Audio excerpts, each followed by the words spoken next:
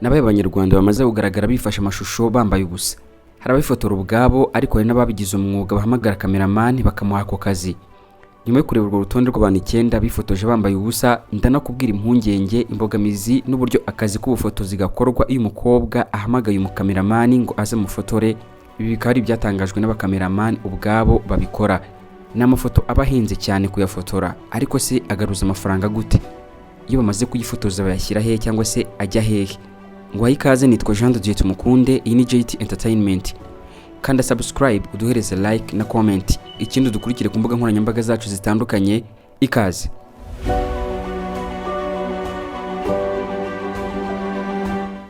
Uru ni urutonde rw'abantu 9 bagiye bagaragara mu myaka itandukanye bifotoye bambaye ubusa.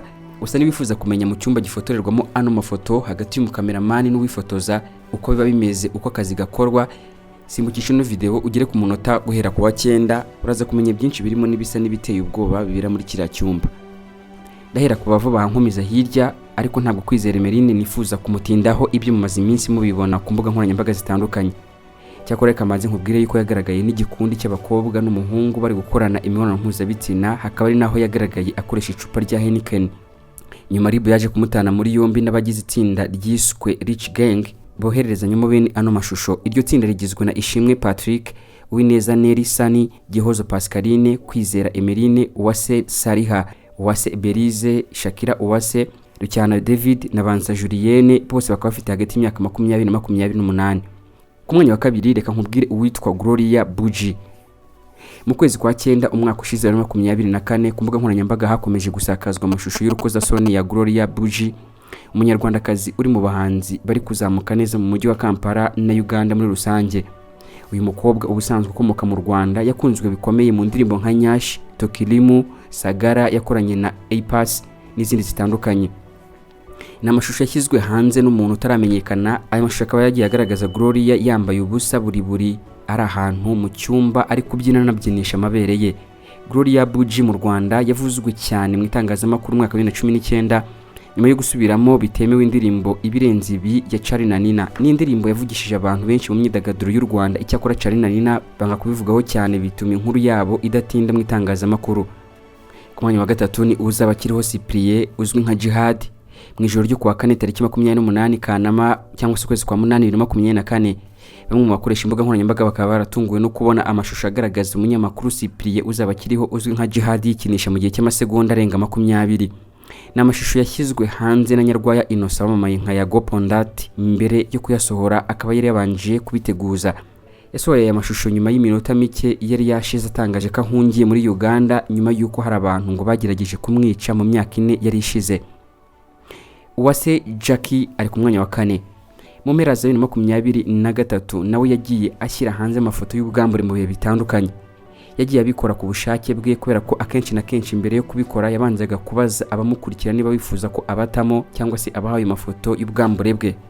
Amafoto yasohoye mu kwezi kwa 12 harahagaragara yambaye ubusa ku buryo na tatouage cyangwa se tattoo iri inyuma ku kibuno yanditseho I'm strong igaragara. Akaba ari amafoto atandukanye yasohoye kuri uwo munsi. Gusa nyuma yaje gutangaza yuko yiyemeje guhinduka.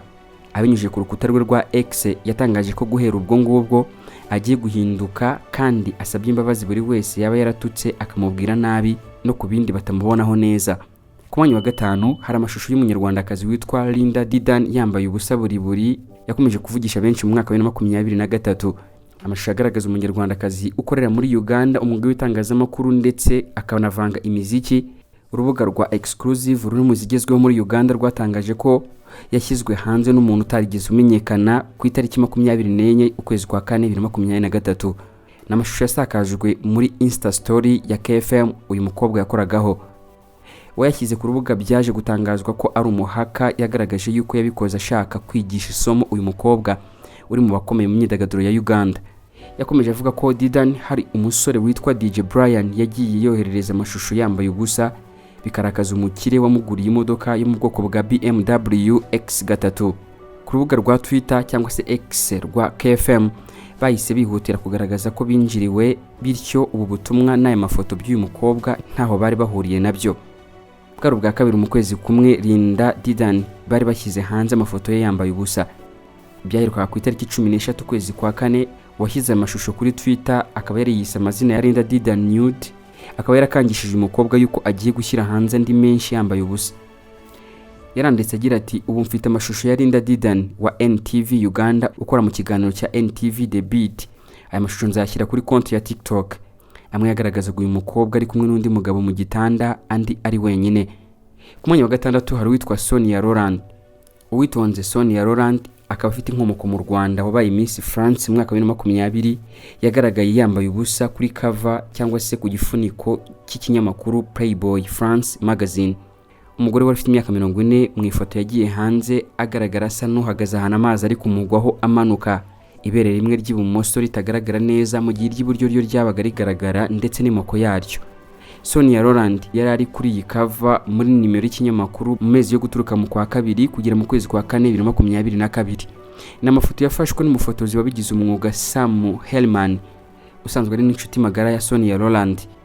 Ari mu kiganiro cy'ikinyamakuru Gara magazine cyo mu Bufaransa mu mwaka wa 2019, uyu Sonia yatangaje yuko aterwa ishema n'umubiri we, ariyo mpamvu yifotoza yambaye ubusa inshuro nyinshi. Sonia Rolland yakomeje avuga yuko nubwo yabyaye akabagwa umubiri we akaza inenge, ngo icyo yakoze ari kwiyakira akawitaho ubundi akawerekana uko abishaka. Icyo gihe Sonia Rolland yavuze yuko yashakaga kwerekana ko abagore bakwiriye kwigira icyizere kandi ko nta kibazo kirimo. Ku mwanya wa karindwi hari Isimbi Noeline. Muri 2019 Isimbi Noeline wamenyekanye kubera ubuhamya bukomeye bw'ubuzima yanyuzemo bwagiye hanze ubwo yashakaga guhatana mu irushanwa rya Miss Rwanda 2019 ariko ntahirwe. Yifotoje yambaye ubusa buri. Amafoto ya mbere amugaragaza yambaye ubusa na amafoto 6 yanyuze kuri konti ya Instagram. Asa n'uri mu cyumba, harimo naho yari yifashe ku mabere. Hari aho yagaragaraga aryamye mu buriri ahumirije, yateye umugongo umufotozi, yubitse inda n'izindi posteri zitandukanye. Icyo gihe aya mafoto yaratunguranye kuko ubusanzwe abakobwa bahatanaga muri Miss Rwanda barebwaga ku bwiza, ubwenge n'umuco. Noeline kugeza ubu ngubu akora umwuga wo gukina filime z'urukozasoni kandi arabyemera akanavuga ko bimutunze. Icyo gihe Miss Chanel wigeze no kuba umuhanzikazi ukomeye cyane mu Rwanda, yavuze ko kwifotoza gutyo ntacyo bitwaye ari ukuba wikunda, ikindi utewe ishema n'ukuri. Ku mwanya wa 8 hari umunyarwandakazi witwa Judith Heard, akaba yarongeye gushyirwa hanze yambaye ubusa mu mwaka wa 2018. Mu kwezi kwa 8 uwo mwaka, Kantengwa Judith Heard, umunyarwandakazi yamamaye aho yabanaga n'umuryango we muri Uganda mu kumurika imideri, yongeye guteza impagarara biturutse ku mafoto amugaragaza yambaye ubusa yasakajwe ku mbuga za internet. Umugore icyo gihe wari mu Bufaransa mu kumurika no guhanga imideri, nawe akavuga ko yababajwe n'abagome bashatse kumwandagaza. Muri amafoto yashyizwe hanze hari aho Judith Heard yicaye atandukanyije amaguru, yikinga akenda gato yagahishe ku gitsina n'amabere, gusa afashe ikirahure cy'inzoga anatumura itabi. Ikindi cyaje gutangaza cyase gutungurana muri aya mafoto menshi, hari aho uyu mugore agaragara ahagaze wese imyanya y'ibanga igaragara uko yakabaye, ubundi yifotoreje mu bwiherero asa n'uwari urimo yitegura kujya gukaraba. Uyu mubyeyi ufite abana babiri ibi biba yanditse ubutumwa burebure kuri Facebook avuga yuko ababazwa nuko batavuze ibikorwa bye byiza yamaze iminsi mu Bufaransa, ahubwo bakihutira kumwandagaza bakoresheje amafoto ye. Ku mwanya wa 9 ari nawo wa nyuma hari witwa Super Sexy. Hari ku itariki 19 kwezi kwa kabiri 2018, umunyarwandakazi Super Sexy ashyira hanze ifoto ye kuri Instagram yambaye ubusa buri nubwo yerekingirijeho amarido yo ku muryango. Uyu mukobwa yashyize hanze kuri Facebook ye amafoto 3 yambaye ubusa ndetse yikinze mu irido ry'umuryango w'inzu. Ubundi amenshi muri aya mafoto y'abakobwa bambaye ubusa afatwa n'abagabo cyangwa se abasore. Bamwe muri bagafotozi babigize umwuga baganira n'itangazamakuru bemera ko babikora, ariko akaba ari ibintu baba badashaka ko bamenyekanaho, ibituma bagusaba guhisha amazina yabo. Birinda ko bamenyekana ndetse n'uwo bafotoye agahabwa itegeko ryo kutagaragaza uwo gafotozi kugira ngo bitangize isura ye muri societe, akaba yabura n'akandi kazi yajyaga ahabwa. Umwe mu bakora aka kazi kuva mu mwaka wa 2017 bw'itangazamakuru ko kugira ngo akora n'umukobwa wifuza ko amufotora yambaye ubusa, uwo mukobwa ari umwihamagarira akamusaba ko yazamufotora, ari byo nyine bita private shoot. Aragira ati arampamagara akambwira ko akeneye private shoot, akaza aho nkorera tukajya mu cyumba cyabugenewe nkafunga ubundi nkamufotora. Iyo bamaze gufunga bari mu cyumba ari babiri bonyine, akazi kaba kagiye gutangira. Gafotozi yateguye ibikoresho bye neza, nibwo n'umukobwa atangira gukuramo imyenda guhera hejuru kugira hasi asigaye ameze nk'uko yavutse. Kuri bagafotozi bamwe b'abasore iki gice ngo ntikiba cyoroshye kuko bamwe irari rirazamuka, ariko bagashinjagira bashira kugira ngo ibyara akazi bitavamo ibindi. Uyu yaragize ati urumva ndi umuntu ariko ndi umunyamwuga, uranabishaka ariko ukihangana, ibintu byose ni mu mutwe. Impamvu nyamukuru ituma aba basore bihangana si uko ari intama z'Imana, ahubwo ngo babanga ko uyu mukobwa yabafatirana n'intege nke zabo, ibyo uwo mukobwa yakabaye yishyura amafaranga akabibonera ubuntu. Aragira ati ushobora kumwereka yuko umukeneye cyane akanabikwemerera, ariko akazi kawe kaba gapfuye kubera yuko muryamanye byaba birangiye, ukagushatse yajya kubona n'amafaranga ntayaguhe. Undi nawe yemeye ko amaze gufata amafoto nk'ayo ngayo menshi, ndetse ko rimwe na rimwe yifuza abo aba ari gufotora, ariko ikimugarura ngo nuko aba atazi icyo bari gutekereza ako kanya. Aragira ati ikibazo ntabwo wamenya icyo umuntu atekereza, ushobora gutangira kumukoraho akakubaza ati n'ibyo byari birimo, ukabura sebye n'ubutaha ntazongere kuguha akazi. Uyu mufotozi we avuga yuko gufata nk'ayo mafoto bimusaba kubanza kugurira uwo mukobwa inzoga kugira ngo abashe kumufotora yisanzuye. Amafoto nk'aya ngaya abacungiye umutekano ku buryo bukomeye kugira ngo ataba yasakara akajya hataragenewe. Bamwe mu bakobwa bifotoza cyangwa se bamwe mu bafotorwa bahitamo kujyana memory cards zabo ku buryo nta gafotozi wasohokana ifoto n'imwe cyangwa se wasigarana ifoto n'imwe kuri card ye, cyangwa se ngo hakabaho icyizere ku buryo aba ari hagati yabo babiri. Amafoto nk'aya ngaya ntabwo agura kimwe n'andi kubera yuko nk'abafotozi bose baganiriye n'itangazamakuru bemeza ko iyo bamenye ko ari ayo mafoto bahita batangira guhanika ibiciro. Umwe aragira ati byibuze mu gihe cy'isaha imwe nishyurwa amafaranga atari munsi y'50,000. Undi ati nishyuje amadolari 300 mu gihe hari n'uwagejeje ku madolari y'Amerika 700. Uko aya mafoto ahenda abayifotoza nabo ngo abinjiriza menshi cyane.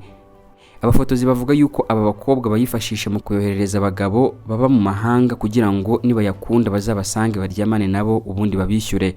Nubwo aba batashatse ko amazina yabo atangazwa, bavuga ko nubwo bafotoye amafoto nk'akazi, hari n'abandi bayafata bikarangira baryamanye nabo bafotoye, ibintu bafata nk'umunyamwuga buke. Na Legend Jet Mukunde, iyi ni JT Entertainment. Kanda subscribe ubundi uduhereze igitekerezo cyawe. Dukurikire ku mbuga nkoranyambaga zacu zitandukanye, Instagram, TikTok hamwe na Facebook page. Wakoze cyane.